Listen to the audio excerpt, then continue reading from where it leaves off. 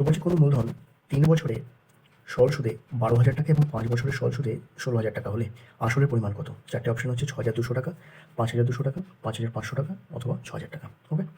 তো আমরা জানি একটা প্রিন্সিপাল অ্যামাউন্ট সে কী করছে, সেটা 12,000 টাকা হয়ে যাচ্ছে, 12,000 টাকা হয়ে যাচ্ছে ফার্স্ট টাইম, আরেকবার হচ্ছে 16,000 টাকা।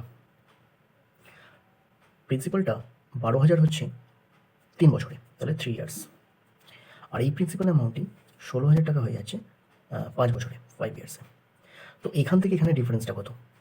এখান থেকে এখানে ডিফারেন্স হচ্ছে 4,000 টাকা, তাই না? কারণ 12,000 থেকে এটা, এই 4,000 টাকাটা বাড়ছে কত বছরে? আমরা 3 বছর আর এদিকে 5 বছর, তার মানে 2 বছরে বাড়ছে, এটা 2 বছরে বাড়ছে। তাহলে 2 বছরে যদি 4,000 টাকা বাড়ে, তাহলে 1 বছরে কত বাড়বে? 4,000 ডিভাইড বাই 2 সমান সমান 2,000 টাকা, হ্যাঁ কি না?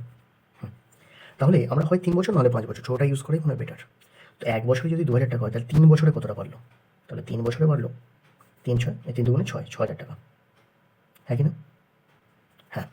তো 3 বছরে বাড়লো কত? 6,000 টাকা। তাহলে এমন একটা প্রিন্সিপাল যেটা যে একটা কিছু ছিল এবং সেটার সাথে 6,000 যুক্ত হয়ে 12,000 হলো, তাহলে এই প্রিন্সিপালের অ্যামাউন্টটা কত হবে? অবশ্যই 6,000 টাকা হবে, হ্যাঁ কি না? তাহলে আমাদের অপশন কোনটা হবে? Option D. ওকে?